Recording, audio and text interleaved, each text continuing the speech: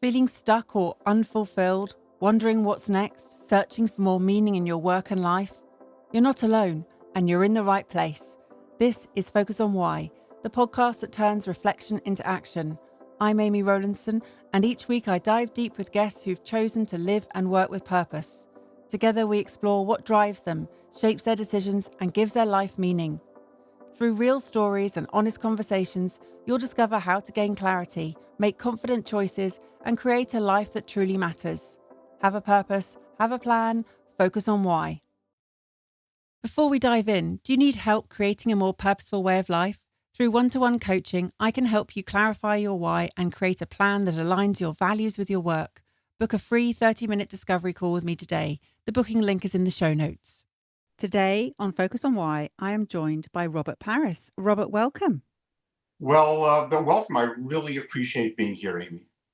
Well, we have a thank you to Sarah Hubbard for the introduction. So thank you so much, Sarah. We really are, well, I'm very appreciative, and I'm sure you are too, Robert. Totally. The Sarah's quite something, so I do appreciate her linking us. Well, let's get going. What is it you're focusing on right now, Robert? Well, I think I'm focusing, how do we change the world one brain at a time? And let me explain that. I'm what you call a master neuroplastician. And what we do, and there's fewer of 100 of us in the world, what we do is we teach people how their brains work and how to take control of them.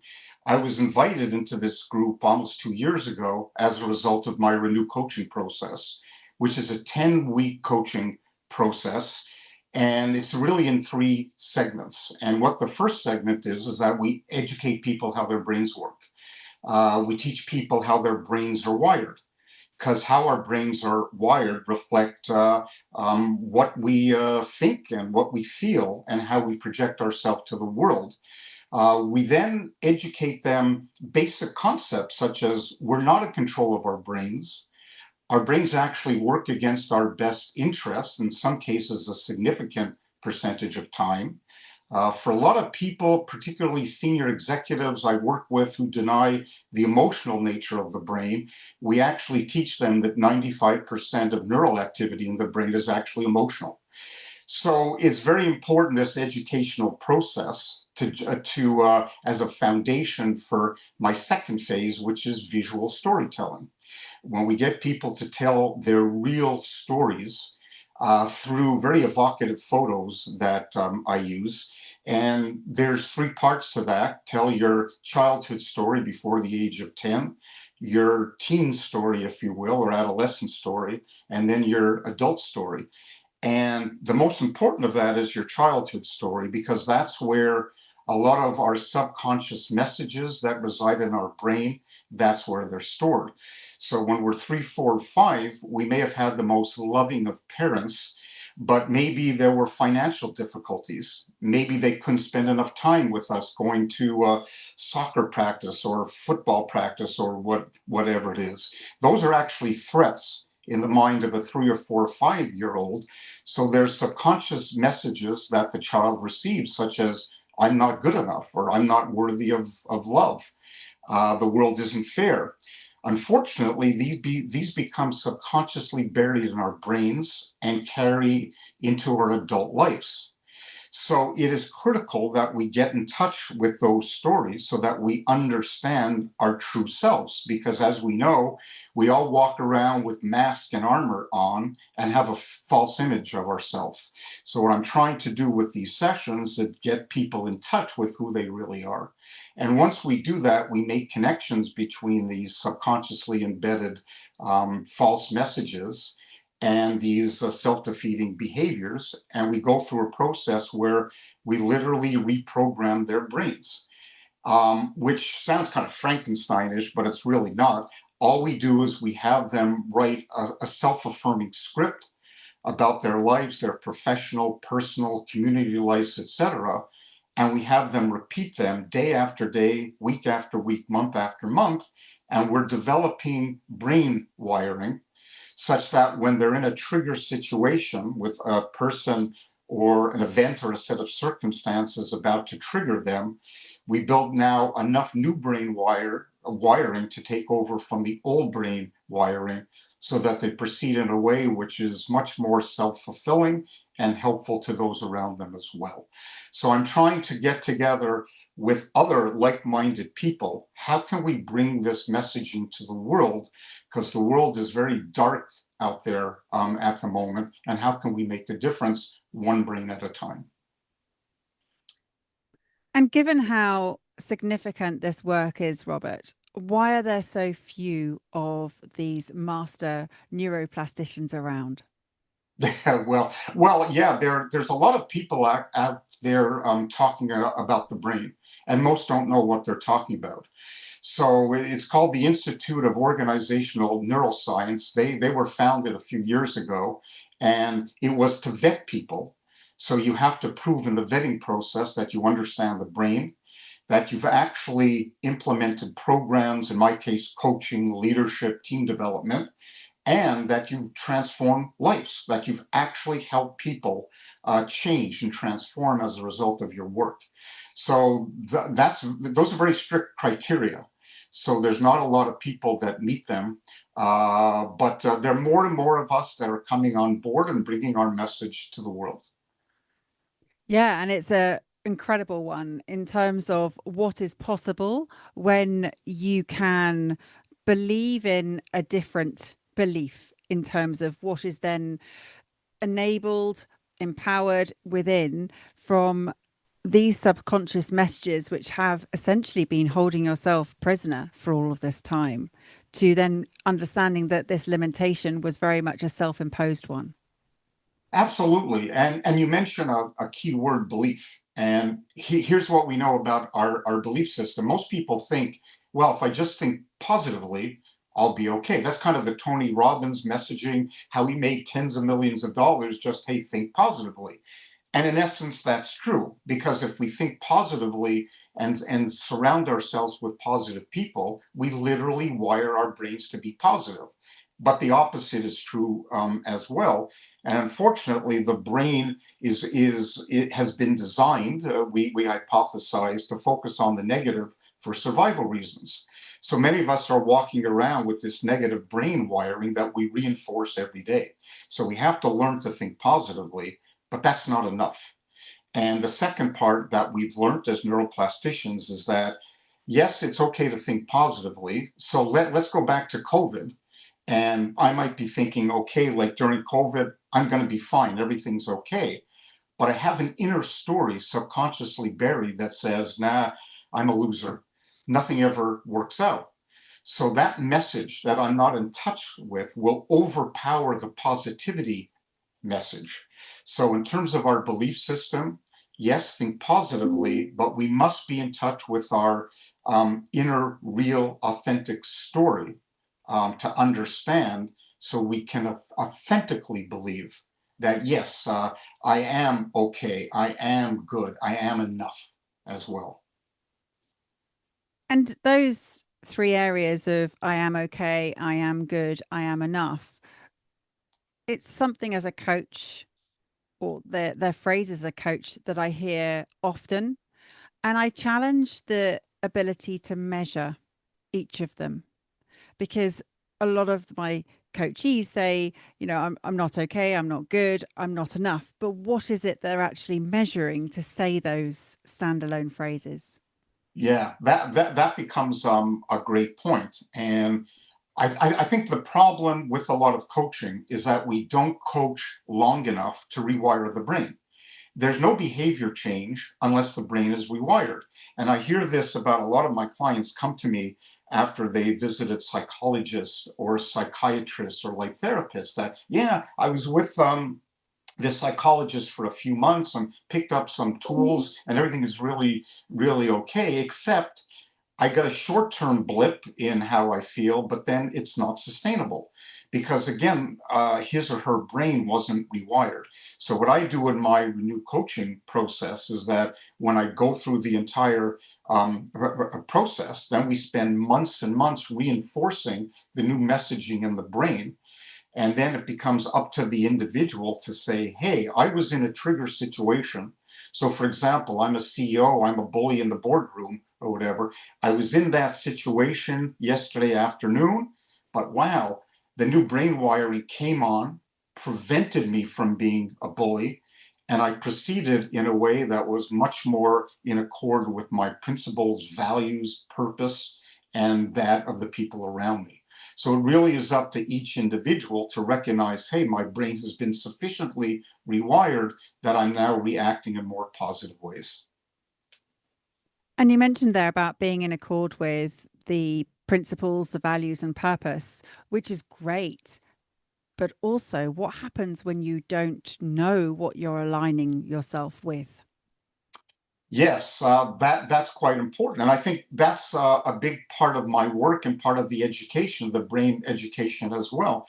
If you're not in touch with your story, you kind of a lot of us again we live life according, yeah, we put armor on, and we're not aware. We lead a false life, right? We call it the synthetic self. So we're really not aware. We have a false set of values, or we put stuff on the wall in boardrooms or whatever, live with integrity and do everything, but we don't really live them. We're not really in touch with them.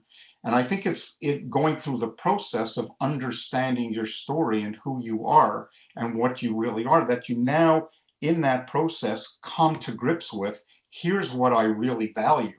Or maybe I was aware that family is really important, but now I'm aware of what's been preventing me from spending more time with my family so that I can live that value.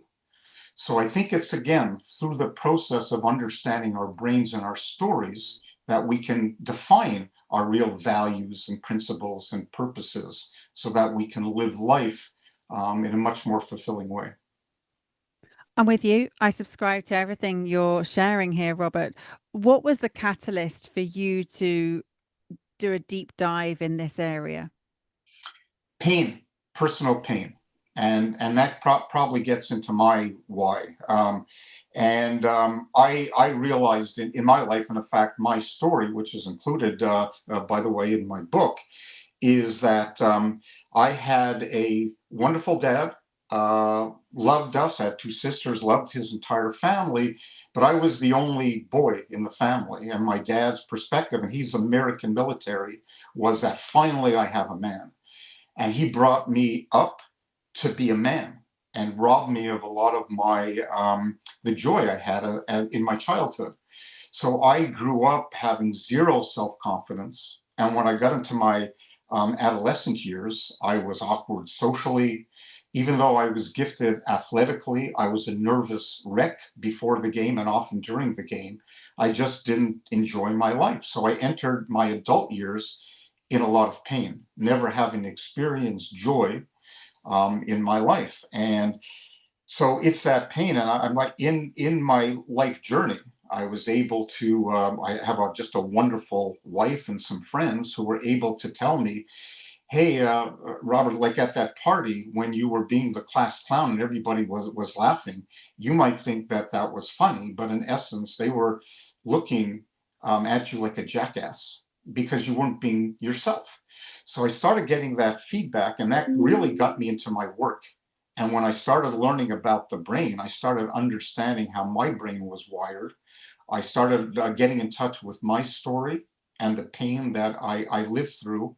And I actually use the techniques that I use with my clients right now on myself to overcome that pain, to go from any negativity I felt towards my dad to actually a lot of compassion, understanding that my dad, who went through World War II, was going to fight in World War II, gave up a promising law career so he can support his family. I developed great compassion about him to say, hey, he did the best of what he could do. And so I look back at that saying, hey, thank God I went through that process, because every day that I think about the pain that I went through, I use that in my coaching process, because my why, the emotion part of it, is that I never, ever want anyone who I'm interacting with, coaching, or even personally to experience the pain that I did. And that drives me every day. Robert, you said that when you were born, he said, finally, I have a man, I have a son. What was the difference between, you said he robbed your childhood of joy, and yet I'm sure that wasn't his intention because he was keen to have a son. So where was the gap between his intention and the impact that he was having? It was his story that he was never in touch with. And it's what he went through as a childhood, what he went through growing up, what he went through during the war. He never fought, by the way. He was steaming to the Philippines when the war stopped. It was his story that I had to give up a promising, let's say, law career to work retail. And so there was a lot of messages in his brain. Of course, I never got to practice with him because he passed away years ago. But it's those stories that then produce the false thoughts about he has about himself. And with best of intentions, it was, I don't want my son to experience that. I want my son to be success, but based on his ideals and values and principles, but lack of knowledge about himself, he did what he thought was best. You have to be a man, you have to be responsible, you have to work hard. Like when I started my business 35 years ago, his comment to me was, "Oh, get a job." And that was in his mind what he went through. You went and you got a job. And he didn't understand this starting a business kind of stuff. So again, I understand what he went through, which is why I harbor no ill will towards him at all. In fact, I have a lot of compassion. And sending compassion back to that younger Robert who was experiencing that pain, and knowing also that you're not going to be, or and haven't been parenting in that way, that you're now spending your entire career focusing on alleviating that pain for others. There is an element also that the pain felt deepens the connection to the importance of the work that you're doing. Now, I'm not advocating at all that people have to experience their own pain for it then to be meaningful. But you're describing here just how meaningful it is because of how personally it has affected you. Yes, Amy, that's a great point. And there is a salience network in the human brain that assigns value to your life experiences and prioritize that. And a lot of that is based on pain. And I'll tell you what's really interesting in terms of my practice. The people who could use it the most avoid it the most. And here's the challenge that we all have as neuroplasticians. In order to get in touch with our real life stories, it involves pain. It's as simple as that. I don't care who you are. I've dealt with the so called most successful people in life, CEOs and athletes, professional athletes who I've coached, who you think would have everything. But no, they went through a lot of pain themselves. So the brain is wired to avoid pain.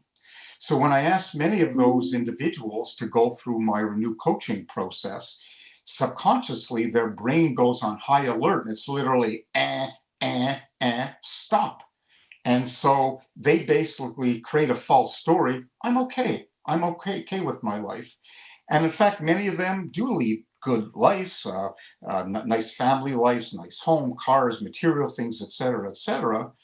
But without understanding, either I'm really broken inside and didn't fulfill my mission in life or my purpose, or I did, but I'm content. I'm content with my life being okay. But what about reaching your full potential so you can make even a greater difference in the lives of people around you and in your community? That's what they're missing. But again, they're so fearful of getting in touch with that story that they avoid it. And that probably is our biggest challenge. How do we get those people, the people who really need to go through these kinds of processes, to get in touch with those stories, to overcome um, a lot of the negativity, narcissism, egoism, whatever that they experience in their lives? And it's so interesting, isn't it? What you're describing here is the difference between the comfortable lies that we are telling ourselves versus the uncomfortable truths that we need to face. And actually, if we lean into the fear in terms of where we are resisting, is where we actually need to enter the most. We do. We simply have to get in touch with it in terms of fear, because it's fear that's closely related to anxiety, stress and anxiety. It's that inner fear that drives anxiety, and anxiety is the great killer that's out there. I literally mean that in physical terms. So in order to overcome our stress and anxiety that we feel in life, there is no way we can do it and sustain it without getting in touch with that fear and our story, understanding it, and to say, oh, now that I understand that, and that fear, I don't have to feel that way. And thus I can deal with my stress and anxiety in a very, very positive way. So unfortunately, there's no easy way in life. There's no easy way with the brain. That one must get in touch with one's story and address that fear. And I can tell you this, and I've had a lot of people go through my coaching process. Everyone who gets in touch with that fear and their story comes away at the end of it absolutely liberated, because this monkey has been lifted off of their shoulders. They become much more self-confident. I don't have to be that hurtful child who I was that was based on fear. I can, due to the neuroplasticity of my brain and with enough motivation, change my behavior and my attitude and how I talk towards people. So yes, confronting one's fears is a very big part of the process. And with fear, often we talk about what's possible when you focus on love. And Yes. you've mentioned this a couple of times in terms of a different word, but I've heard compassion. Hmm. Tell me Yes. about these emotions, because fear is a survival, but so is the connection that we get from love. That is a key part of survival too. Well, it is. And I think love is the foundation of everything. And I think it's so missing in our world right now. And I think when we're really fueled with fear, and so many of us around the world are, it's very difficult to love. Or when we do it maybe in a very superficial way, because it doesn't come from a base of understanding ourselves. It doesn't come from an authentic self. It comes from a false self as well. So again, when we get in touch with the story and overcome those messages, as well as the coping mechanisms we use as a kid, such as bullying, being in control, overeating, victimhood, those kinds of things, those are there and they really prevent us from loving.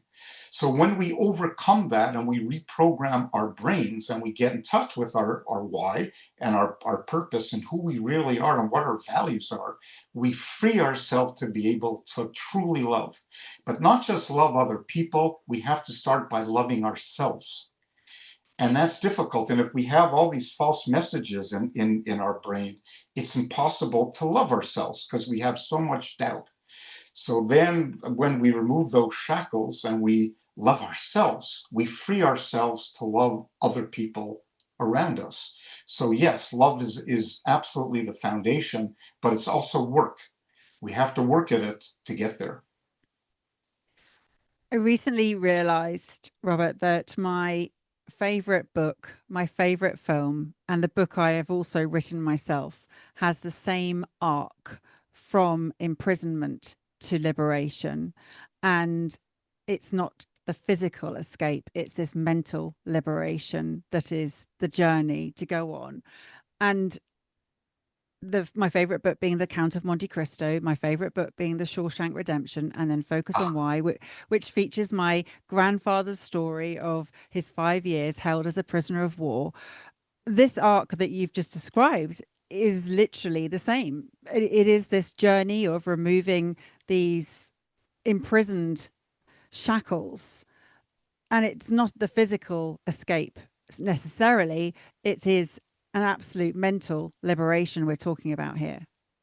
well, so many films, yes, even songs or music like talk about that as well.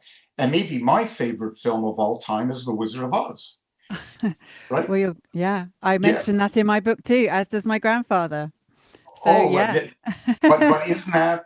an amazing, yeah, I mean, we have it within, but we go through our life experience and feel, well, I have no courage. I'm not smart. I'm not intelligent, right? I'm not brave. And so those messages are really reinforced and reinforced and reinforced.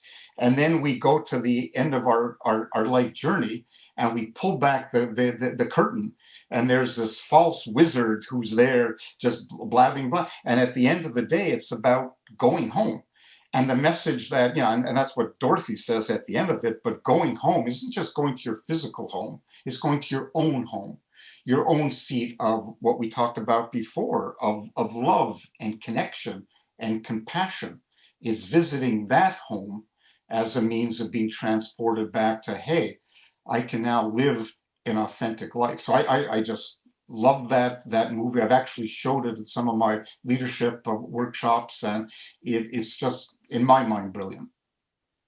And it is in my book, because my grandfather writes, just as he's about to head off to war, that he's sitting in a movie theater in London, and he sits there and he doesn't just watch it once, he watches it 3 times back to back, because he says this is exactly what a soldier needs at this time, about to head out to a world war. And so, yeah, what a great feeling to know that that was his fuel, and the freedom that he experienced through that. And he must have reinforced it. Like, talk about rewiring, watching it 3 times back to back, it would definitely have helped. This physical home, about belonging and the authenticity of connecting with who you are and the story that you have, I believe is one of the biggest problems that is out there, where people say they don't feel like they belong, that they're having to fit in, and they are looking to the external environment for that to be an issue. And yes, it is part of the issue, but also because they haven't done this work that you're describing, the inner work, wherever they are, they're not going to feel as though they belong, because they're not in touch with who they are. That is absolutely so true. And that's the cause of so many of the problems we have in life. We're not talking to each other. And we're so in our heads, which are based on all these subconscious stories and messages we're not aware of, we don't understand. And here's something from a neuroplastician's perspective. We have 10 times the number of neural mechanisms going from our head to the outside of the person we're talking to, vice versa.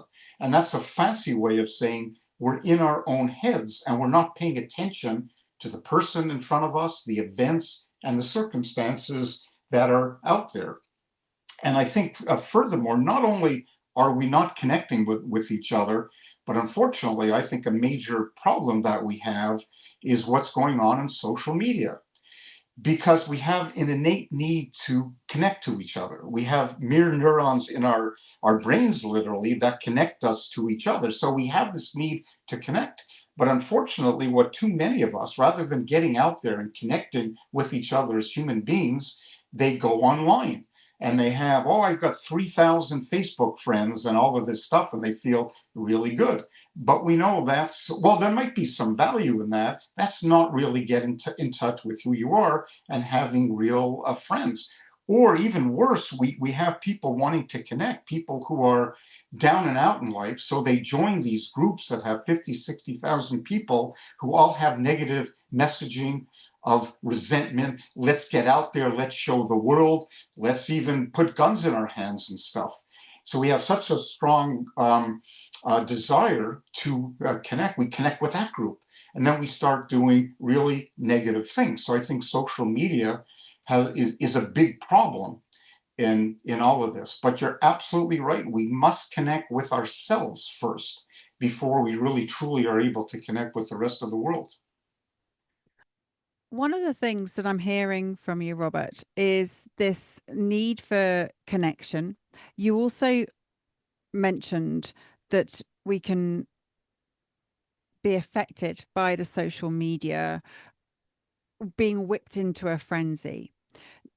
The use of fear to connect people is a common one, because it's an easy win to get you hooked, to prey on your fears. And Yet you mentioned it earlier that it's a common theme in music and film and in TV shows. So is love, but the fear is the stronger win here.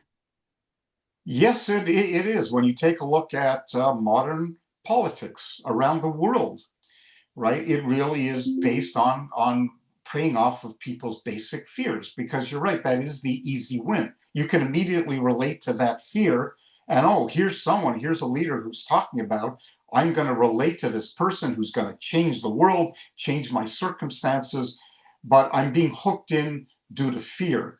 The problem with that is that it's false and it's not sustainable. Eventually that is going to break down. And that's why, on a political basis, when you're going up against someone who is fear based, the worst thing you could do is play off of that and be negative. Because in the end, and I hate to sound Pollyannish, but love does win out. That's not just in movies and in music or whatever. That really is true in life, because that is the foundation of life. We all have oxytocin that binds us together, right, as human beings. And we are wired to connect. We are wired to be together. We're actually wired to get along and to love. And longer term, that will win out. But unfortunately, there could be a lot of damage along the way caused by leaders who think they can get somewhere with fear without having compelling visions and without reaching out and truly connecting with people on the basis of love. That fear based leadership will eventually fall down every time. And thank goodness it does, because otherwise, we'd be in a very different world. Where does purpose and the why feature? You mentioned them both, and in separation as well. You mentioned the why, purpose, and values. Share with me what your take is on their role. Well, I think they're everything. As I said, the why, as I understand it, in your brilliant terms in your book, it's emotionally laden. And that's what I think I described just before. I get very emotional when I talk about my life story, which really drives my entire purpose. And my purpose is through my Renew process and some other tools that I use, as I said before, to change the world one brain at a time. It's to coach people, it's to get them to understand what's there. And not only on an individual basis, but the work I do with teams is that, you know what, I have to laugh because companies invest a lot of money, like billions of dollars, in team building activities. Right? Let's go whitewater rafting, or let's do these trust exercise while I fall backwards in your arms. Right? And I trust that you're going to catch me. But unfortunately, that's not really what it's all about. So what I'm doing in these team sessions is that through the use of visual stimuli, which is a whole other thing, and essentially telling your story through pictures, is that I get people to tell their real stories to each other. And I'll give you an example of that. So this goes back a few years. I was dealing with an executive team of 10. And I gave people out these photos, gave them instructions that I want you to tell your raw nerve story to the degree that you're comfortable of doing. And they looked at me like I had horns coming out of my head. What is he asking me to do? We don't do that here. Anyways, 20 minutes go by, and I said, who's the first one to pop up? And there was this guy, I'll call him Roy, and 6'4", Italian, 62 years of age, this hulking guy. And he says, I want to go first. And he says, as all of you know, I'm in love. I'm in love. I met this beautiful woman, and everybody around the table is shaking their hands. Yeah. But he said, what you don't know is that this is the first time in my entire life I've ever experienced love. And tears start to stream from his face. And everybody literally in the room went to hug him, right? The connection in that moment from telling the authentic story and showing emotion. And that started a brush fire. The next individual told his story and then her story. And it went, and even those who were the most reluctant, even if they took 30 seconds or a minute to tell their story, that was a major event for them. So, man, we have to get together. We have to tell our stories, friends, family, working groups or professional groups or whatever it is. The more we could share our real story, the more we connect with each other, the more we establish trust and bonds and get the oxytocin and serotonin and dopamine flowing so that we form real connections.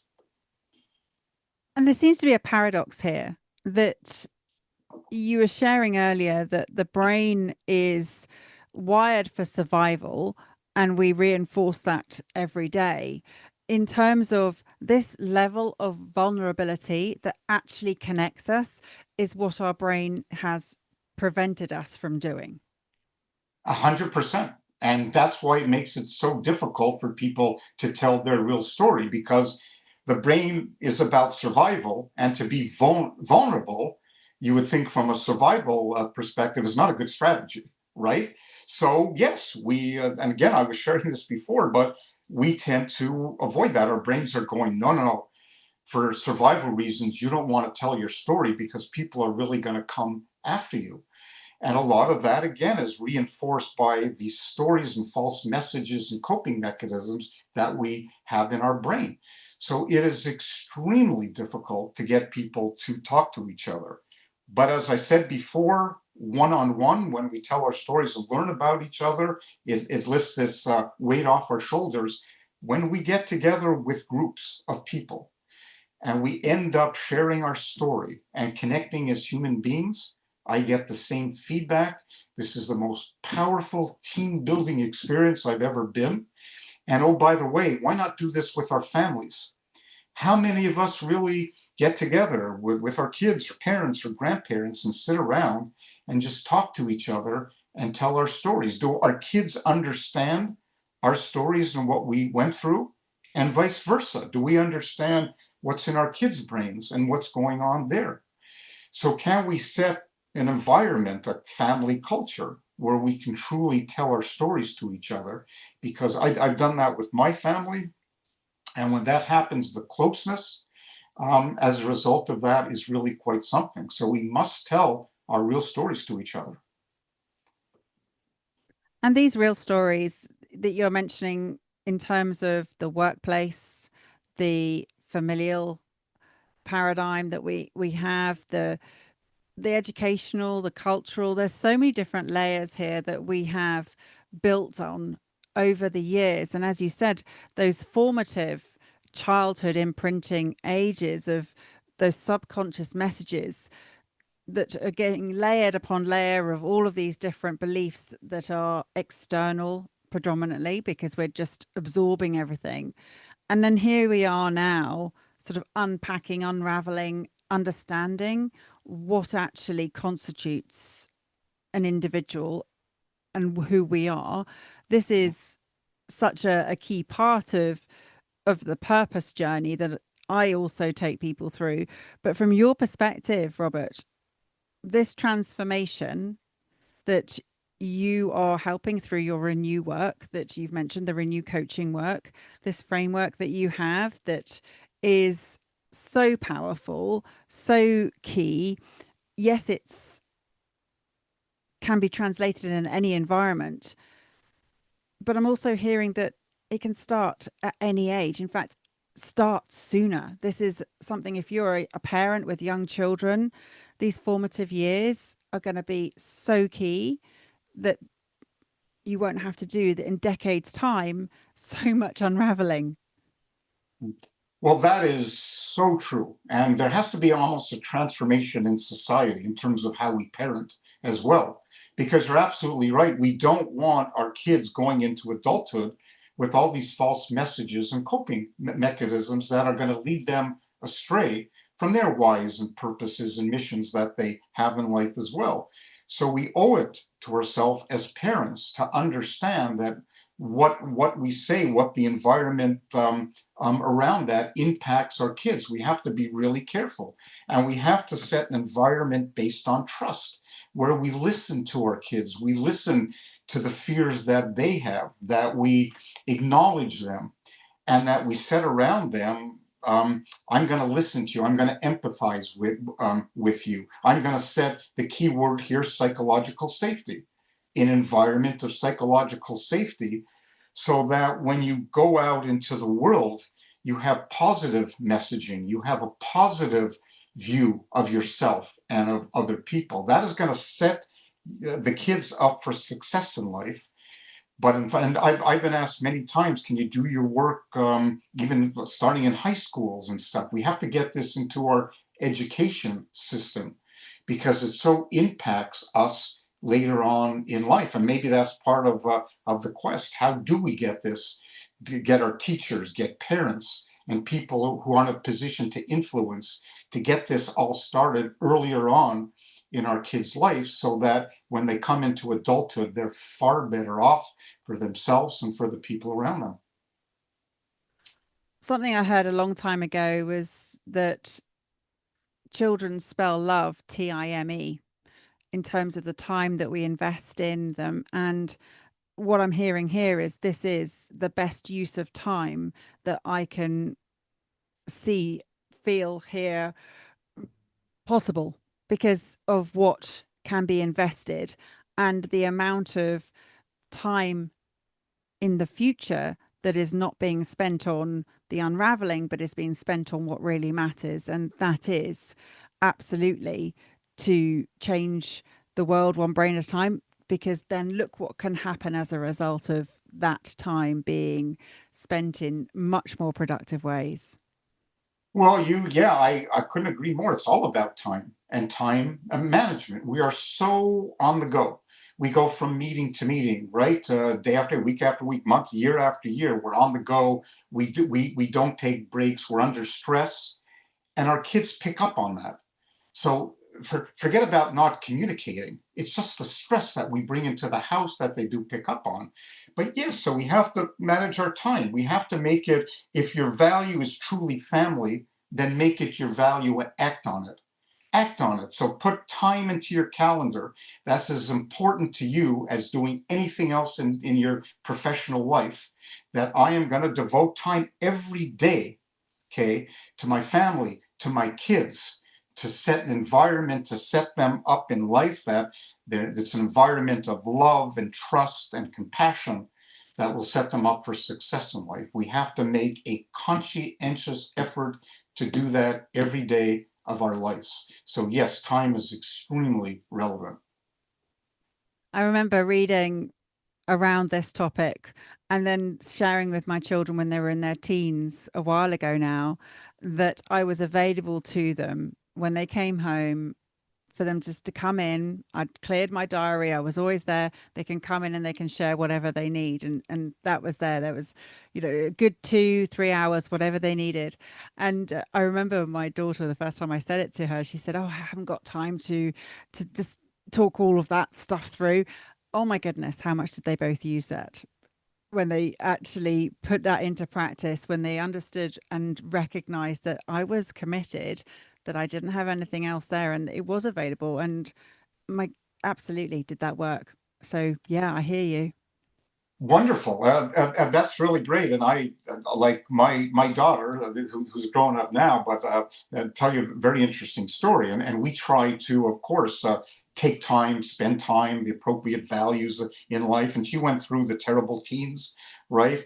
And then we were doing, when she turned around 18 or 19, we were doing a session around like a holiday with our entire family, where we chose these visual cards with each other, and we were asked each one, we were paired up with each other and said, okay, interpret the card. And my daughter got a card, right, and she looked at it, and then she had to tell a story about me. And this was at age, forget, 18 or 19, and she told the story that said, Dad, I see you as a strong leader. You are loving, you are compassionate, you have been my guiding light in life. And she went on and on. And tears were streaming down my face. And I realized at that moment, despite all the difficulty of going through the teen years, we were able to take the time, my wife and I, and tell her, and she had the right stuff. And today she's in her mid 30s and she's just a wonderful mom and human being. And we take such great pride and joy because at the end of the day, that's what it's all about. Oh, and what a great note to finish on. I know that we could have carried on talking about this for hours, Robert. Honestly, it's such a fantastic crossover. Well, it's not even a crossover because they are so involved, the brain and purpose and life and everything that you have shared in terms of what's real, what really matters, what's authentic, and capturing that through the wonderful art of storytelling. How would someone best reach you? What's the best way for them to connect? It'll be in the show notes, but just signpost us, please. Yeah, okay. Well, I mean, probably the best thing is through my book, because a lot of people ask what I do. My book is You versus Your Brain: Reclaiming Your Identity, which is available on Amazon, and there I really explain my work. I have a story which is based on real life stories, and so in terms of connecting with my message about better understanding how your brain works as well as those around you, that's probably the best vehicle to really get into this whole subject. Well, absolutely. The link is in the show notes and get yourself a copy now. My goodness. Why wouldn't you? Robert, thank you so much for sharing why you do what you do. And thank you, Sarah, again to Sarah Hubbard for introducing us. Do you have some final words, please, for the listener? I do. Everybody that's out there, take off the mask, take off the armor, show courage, address whatever inner fear or pain that you might feel, because when you do that, it's the most liberating thing you can do in your life. I can guarantee that 100%. Live life according to your true self, not your false self. And when you do that, watch the world open up. It really is an amazing process. So I just hope everybody gets that message, and hopefully it can affect a few lives who will do exactly that. That's a wrap for today, but the journey doesn't have to end here. Please share your takeaways, leave a review, or post your insights. Your voice helps others discover the value of these stories. Want to dive deeper into purpose? Check the show notes for ways to work with me to get a copy of my book or to sign up for Friday Focus, my weekly newsletter packed with clarity and inspiration. Have a purpose, have a plan, focus on why.